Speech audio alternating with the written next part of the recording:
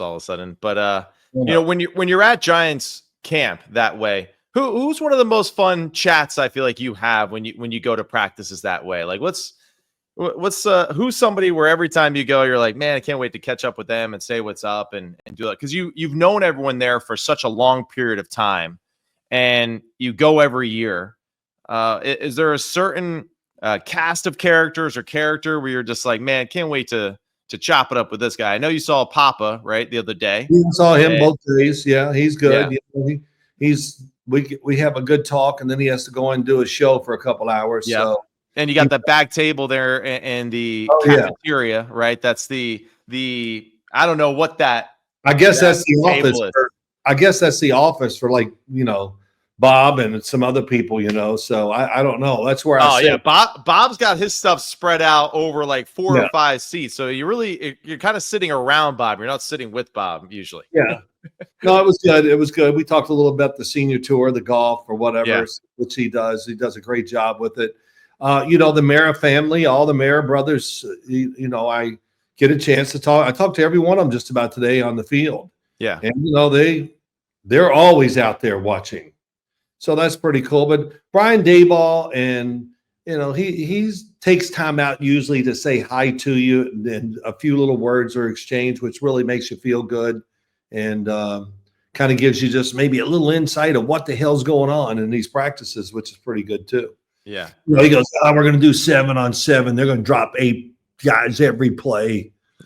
Well, tell them they got to rush one, No, you are the head coach, man. You can tell them. Yeah. I know, but he goes, we're going to beat their ass anyway. Yeah. I love it. He likes the challenge, He does. He really does. He likes to stir it up, No doubt. Yeah, he really does. He's got that personality. And Joe Shane, I've seen him 2 days. I haven't had a chance to talk to him. But, he's out there and it's watching the guys, it's what they do. It's that process has begun where, the top half of the roster, you're good. You're kind of set in a lot of ways, right? You kind of know that you're going to make the team in some ways for some of those guys. And then, the other 50%, that bottom half, man, it's every day. Every day is important. Every day you got to be sharp and know what you're doing and display some sort of ability mentally, physically to stay right in that room. And I think that's where for a lot of fans as well, camp has turned into another entertainment aspect of the NFL. Now, fans can go there, you can participate, all that kind of stuff. But what takes place on the field, though, is very serious business. Even Dan Campbell today, second day in a row now, he's had to stop practice because there's too many scuffles and fights. And hey, those fights are because of him. Well, it's because of him. It's the way they want to play, but also it's guys fighting quite literally for their lives. Sure. And that's where I think it's pretty exciting. That's why I think preseason football is actually really fun watch, even though the game is maybe not quite as complex offensively or defensively. The heart and the will and the strain is absolutely ridiculous. Just what is displayed out there. Anyone else pop up to you on field where you're just like, wow, this guy is super impressive looking? Well, I think the one thing too, not the undercurrent of what goes on with the Giants, but not the reality. I don't know how to say this, that they just like, oh man, we hope Andrew Thomas is ready. Right. I mean, that was, that's it. And anytime you talk about a big man, which he is a big man, and you talk about feet or something wrong with the foot, right? That's a worrisome. So I think that's probably the one thing. They like everything they see, but man, he's arguably one of the best tackles in football when completely healthy. Yeah. And what the Giants have struggled with their offensive line the last couple of years, big time. So when you don't have him, it changes everything. It's like if you don't have him, it's like whoosh, everything's got to be redone. Well, the good thing is at least they're excited with what they have already now. And when you get someone like him back healthy out on the field, it does bring another level of just excitement and energy to the team. Even if you made a trade or whatever, and it's like that new guy in the locker room, right? For him, when he comes back and he feels good and he's getting those reps and he's, getting after people, it just, that's where I think even the team just starts to feed off of that excitement of that player being present again. Yeah, I think, well, to the words in the paper, nobody, I don't get into deep discussions about this with them, but it's enough to know that there is a concern. Yeah. And that this time, it goes quick, this preseason. It really goes quick. Right. It's really 2 weeks now, right? I mean, that's really what it is. It's 2 weeks of like legit hard work, and and everyone gets to go home essentially. Yeah, and I think even for Andrew Thomas, as great as he is, or any player, it's like if you don't get enough work in preseason and the practice and all that, then you're not going to adapt right away to the game. Yeah. You're not going to be great like you literally are. It's going to take time it takes time for anybody to get back in that position if they don't get enough work done in training camp. So yeah, no, it's a great point. Yeah, just so that's the calls, the communication at the line of scrimmage, the cadence. I mean, as simple as that sounds to people at home, that's a big thing. And when you got 4 quarterbacks there and everyone's getting reps, there's a certain, cadence. Like those things kind of change. The rhythm is different for them. So like even something as simple as that really can be sometimes frustratingly annoying when you return back to the field. Let's transition though. Enough about the Giants. Enough about that team. We don't really have too many connections there. Yeah. Wait, did we talk about you getting all the gear? I got all this gear. It's really some great. Now listen, you make it like this, that you got the gear for yourself and you got the wrong size, and that's the truth of it. And the funny thing is I walk in and you're like, it's unbelievable. This stuff, it doesn't fit me. And it's like, big guy, they have gear that fits Dexter Lawrence. So they got gear that fits you too, player. All right. I just want to clear the air there. They give me one shot at it. So it's not like Dexter Lawrence has many shots at it. No, I understand. You got as many shots as you want. All right. You can go over there 365 if you want. The truth is you went into the equipment room. They're like, hey, what size, Phil? And you're like, hey, just a double. That's good. You didn't want to say triple. I know. I'm getting close to it. I'll tell you. It's unbelievable. I think they want to say those words. Yeah, they're making them smaller now, so they're cheating. I don't know. But yeah, I had only one thing that was a double XL didn't fit, and it was probably the one thing I really wanted. It was like a breaker, not a windbreaker, but repels. Yeah, short sleeve. It's that waterproof material. Yeah. So I was really happy. I got that one, and I brought it home. Put it on. I went, I guess Matt's going to get it because it's going to look great on me, man. Yeah, it is. It's all right. It's all good. So, yeah, let's go. Let's talk a little bit about the Jets. You were switching around. Is that what you were talking about? I mean, we have to discuss it today. The early news that we got earlier today was Justin Fields got carted off the field with a foot ankle injury at first. We weren't sure exactly what took place. Right. And, of course, all of us in this New York area, whether you're a Giants or a Jets fan, we're kind of like, here we go again, as far as the Jets go and just their mishaps with Aaron Rodgers. Now we get Justin Fields, and we're not even in the first week here, and he's being carted off because of a foot injury. Now we found out that it's a toe dislocation now later this afternoon, and he was stepped on, and that's why it was dislocated. We don't really know the timetable as far as recovery, when he'll be back on the practice field, and what that looks like going forward. Just your thoughts and your reaction when you heard the news about Justin Fields and the toe. Listen, it was upsetting. It really was, because I don't know Justin Fields or anything, but the deal they had going down in Pittsburgh last year, I still haven't figured that out, what the hell they were trying to do, but whatever. They don't know either. Yeah, I don't think they do. But when he went to the Jets and he signed a contract, I started thinking about it, and I go, this is truly the perfect spot for him. And if it doesn't work here, then it's not going to work. Right. So, I was that way. So I felt really good about it. And, when I heard it, I was standing out in the field and somebody said, "Did you hear about Justin Fields?" They told me. I was like, oh my gosh, because the Jets have a good offensive line. They're going to have, I never get it's Tanner Engstrand, right? Is that how you say it? Yes, sir. He's the offensive coordinator. I love him just because he did say, Ben Johnson doesn't do it by himself up there in Detroit. Yeah, he's this guy's. But so, and I know they were going to design an offense that was really going to fit him. And his running ability, I think that's what Aaron Glenn really wants and wants that type of quarterback. And they're going to throw it enough and do what they can do off of that.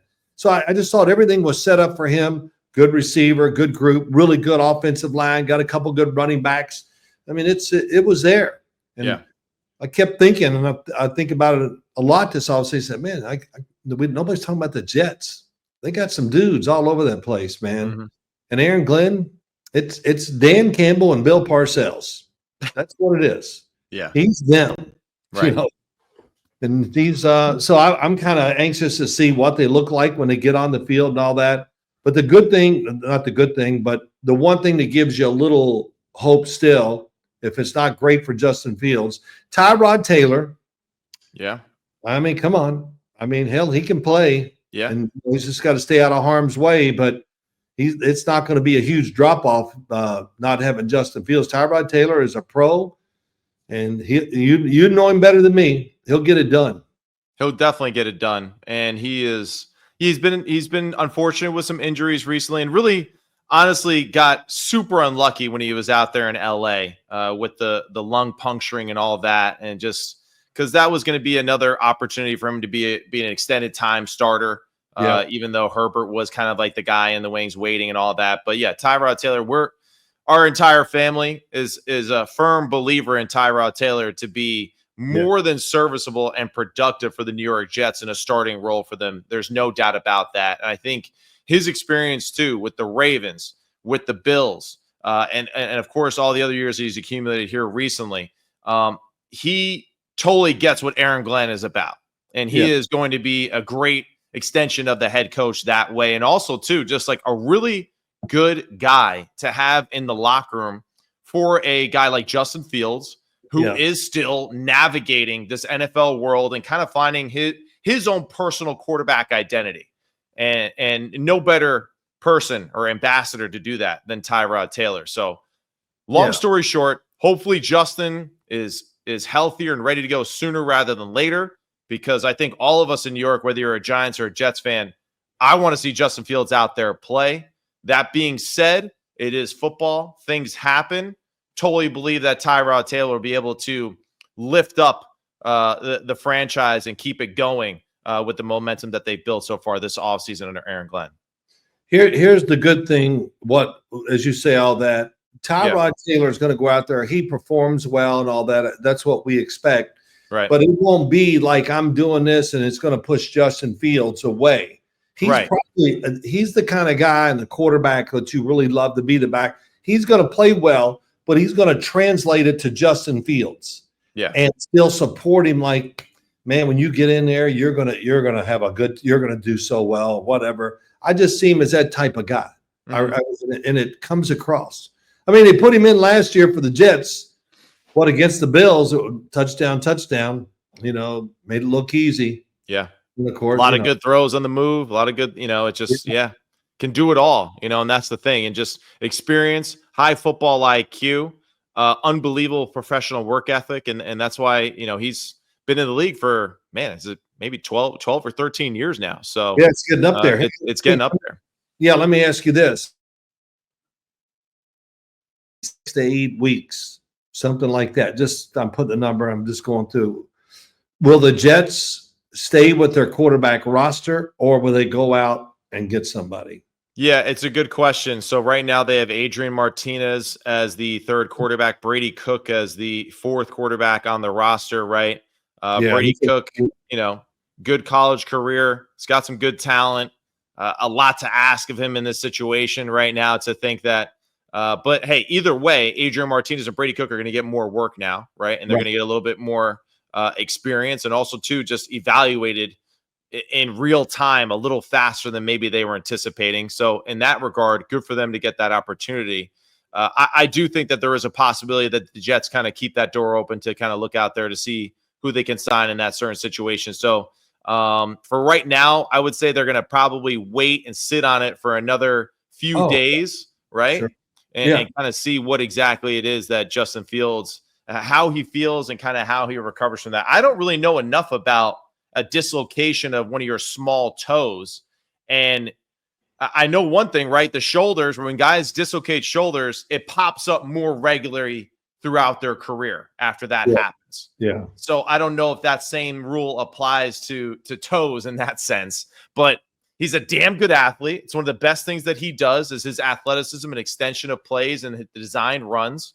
So that damn toe is for the want of a horseshoe nail for sure. Yeah. And as far as its importance to him and his style.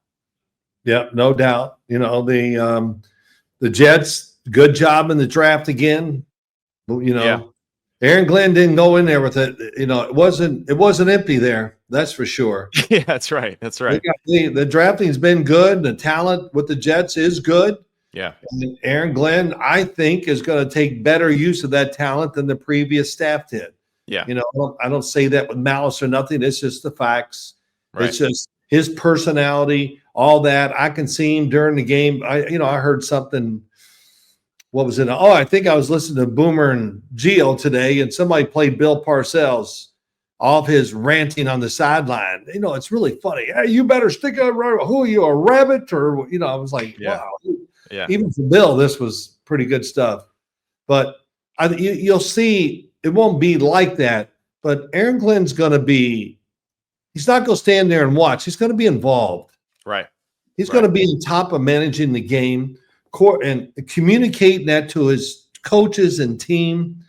And, offense, defense, he's going to be coaching everything. That's what he's learned from Dan Campbell and Bill Parcells, that's what you got to do. And he will do that. I'm as excited to watch him coach and see what I just watching the Jets and see what it looks like compared to last year and kind of see how he's going to handle himself and manage these games. It's going to be fun to watch. It is. And he's going to be himself, and he's, of course, coming home, and it's surreal for me too, as well, that I was able to see Aaron Glenn enter back into the New York Jets in a scouting role department when I was there as a player. Right. And, hearing him say I wanted to be back involved with the game and all that. And now here, fast forward all these years later, he's back in that building after going through the scouting, different aspects of management, then back on the field coaching. And now he's back as the head coach. And it's just tremendous. And I think it's good. I really do. And he kind of gets the whole idea of being a Jet. Right. And I think that's something that really shouldn't be overlooked, because I do think there is a certain attitude about, when you are a Jet, there's a little different view I feel like you have, right, of the NFL and how the NFL views you, right? And Rex definitely played in that tremendously well, and I feel like Aaron Glenn will absolutely do the same thing. Big guy, what other news you got across the league that you want to talk about? I know you were curious about Cam Ward, right? Oh yeah, I can't get it. Cam Ward. One thing I go. Will Levis going to the surgery, out for the year, and I'm just saying this. I don't know. I'm just trying to put 2 + 2. What's it equal here? But I know he had his shoulder. But could he have stood in there and still stayed on the roster? Knowing if he had a chance to start, I think he would have. I'm just guessing this because I don't know the severity of the shoulder. Mm-hmm. But no, he probably did the best thing for himself because he was not going to beat out Cam Ward. Yeah. And he's going to get perfectly healthy. So when time comes around in free agency next year, that he's ready to show teams what he's got. Right. So he wasn't thinking about the team. He was thinking about himself, and that was the right thing to do. Right. But as I talked to somebody that really knows, really close to this whole thing, they said, I have fun with everybody. Cam Ward is, they're not happy at times with him. And they go, really? I said, no, because can't believe it. They're just all the time, That's what it is. He's been great in the training camp and the off season and all that. He just makes, and it's funny. I don't know. I was watching him the other day. I guess they had highlights of him on one of the shows. I'm watching it going, wow, he makes throws. Matt, I'm trying to think who can do it. Some of the throws he makes, because it's downfield and it's strong. Man, and this is where I just this whole offseason, why are we not talking about Cam Ward more? The thing that I really like about Cam Ward, when you hear him speak, he's got like this toughness and like this old soul type of mentality to him. And like, true to form of like being just like a quarterback that, that was around your era, right? That was very straightforward and just like, let's work, let's play, let's get better. F it. I don't care what people think. Let's just go. And I love that. I think it's really refreshing. And really, I said this to you earlier. If you were to tell me, all right, pick Cam Ward or Caleb Williams, who is your quarterback? I'm taking Cam Ward because I really do think that his attitude and the way that he approaches and the way that he looks himself, the way he presents himself, that's like, I kind of like that vibe of a quarterback more. And that's for me personally, right? If my team, right, that's what I would want my quarterback to be like. No shocker there growing up as a Sims. And the other thing too is that when you watch the tape, the amount of difficulty throws that are made with such ease are just ridiculously good. And I think a lot of people have downplayed it way too much. And man, everybody was like, everybody was like, is he really that good? Is he? I don't know. It's like every week, it's like, yeah, he's the best quarterback in the country, like by far. Right. Every week it was just like, this throw. And they're like, whoa, what about the turnovers? Like, yeah, but they also won because of the 7 or 8 throws that he made after he turned the ball over to win it. So it's like, who gives a damn what happened in the first half? I want a guy that gets it done in the second half. He is doing, and he's not going to light the league on fire because let's just be honest. Let's look at that Tennessee roster right now.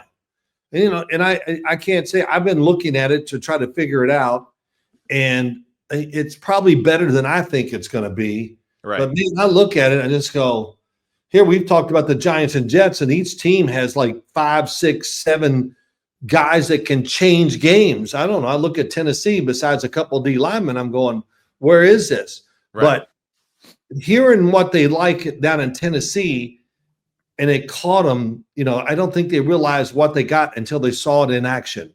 And I don't mean the physical part. I mean just how he handles it. His dad has been on it and helped manage him to be the person he is. His dad did a great job. Yeah. And, that shows. But everything you said, Mario Cristobal was walking off the field after a practice last year when he came down there and went, oh, my God, he's already the captain of the team. And and the players, of course, they loved him. Yeah. And he's an all-around athlete. He did everything in high school, and he did it the hard way in college. I mean, my God, he had to go, 3 different schools to finally let everybody see who he was. And we talked about him. But, it's going to be interesting. I probably would take Caleb Williams, Matt, but I understand why you would take Cam Ward. Caleb Williams, I don't know. I feel this way about him. I thought he was judged way too hard. Of course. Yeah. Last year, that was just almost stupid. And I see it every day on TV, that rookie quarterback. Well, he's got to wait. They're rookies. It's a tremendous learning curve. Yeah. And it's not like he played poorly. I mean, he threw for 3,500 yards, 20 TDs, and 5 or 6 interceptions. So it's like he had a good touchdown to interception ratio. He made a lot of big time plays. They lost a few games. I mean, let's not go back through it again, Chicago fans, but like, damn, it wasn't like Caleb was the reason why you shot yourselves in the foot. So, the guys got everything you want. What I'm happy about, though, the most is just like how you were mentioning for Aaron Glenn, right? And the Ben Johnson, right? And even Angstrom, how he carries himself. Ben Johnson is going to teach Caleb Williams how to be an NFL leader and an NFL quarterback. Absolutely. And that's, to me, where, again, we have to always remind everybody, coaching is so important in the NFL. It's everything. And we kind of overlook it sometimes, but that's, I think, Caleb Williams' greatest advantage. You're going into season 2 after everything he's been through. I can say this with being truthful. I watched every one of his games last year during the year. Yeah, I tried to watch those young guys, and it was, I'd hear it on TV. I go, wow, okay. I'd watch the game. I go, oh my God, he put the team in position to win so many games, and the coach says, "Nah, we don't want to win. Let's screw Yeah. this up." I mean, really, I'm being serious. I know. Mismanagement of the clock Yeah. was unbelievably bad in every circumstance, and of course, the Hail Mary. I mean, you can't make up the ways they were losing games. You're right. You're right. But my point being, when I watched it, I said, "This is a rookie quarterback on a really, I think, it was not a good coached team, that's for sure, but he still made so many spectacular plays." Yes. And they don't have to worry about all that. The great thing, they don't have to worry about him being special, because he is. Yeah. Ben Johnson just got to teach him how to be more of a quarterback. Right. Because think about him at USC, Matt. Did he ever just drop back and look here, turn, and throw in rhythm? Hell, No. maybe none. Right. He moved around, get away from everybody, make great throws. But that'll change. I mean, anything. But I'm a big fan of his. I think he'll have a tremendous year under Ben Johnson. I really do. And I'm excited to really see them and follow them this year. Yeah, for sure. So that's all we got for today. I mean, we are. We had nothing really to talk about, but we talked for 45 minutes. So that just tells you we got the gift of gab, my friend.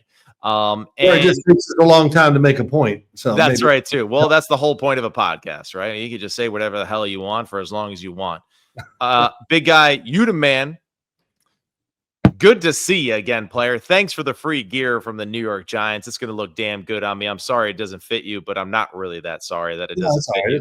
I know you'll go back and get the gear that you need. I'm going there Sunday. So. I wanted you to say tomorrow. I'm going tomorrow. I'm going to do the Boomers radio show tomorrow. So to do that and then go to that practice, I mean, man, I'll be wiped out. So yeah. This radio starts at 6 a.m. I mean, come on. It's Big 4 hours. He needs to sleep, man. He needs to sleep. He's in camp mode. He needs his rest. He needs that recovery time. But hey, we're back. Sims complete. Unbelievable. Hey, strike up the band. Let's go. But yeah, hey, Sims complete. We're back. Glad the season is just, hey, it's right around the corner. I'm so pumped about it. Big guy, you the man. Appreciate it as always. All right, and we're gonna set a little bit more of a permanent schedule here going forward too, so we can roll these out a little bit more efficiently now that the season's back. But Sims complete. That's all we got for our first inaugural camp session. Inaugural. I can't make anybody. I'd beat up more words now than ever, man. I'll work on my pronunciation. You do that. Yeah. All right. Hey, you the man. We'll see everybody soon. Sims complete. That's Phil Sims. I'm Matt Sims. See you later.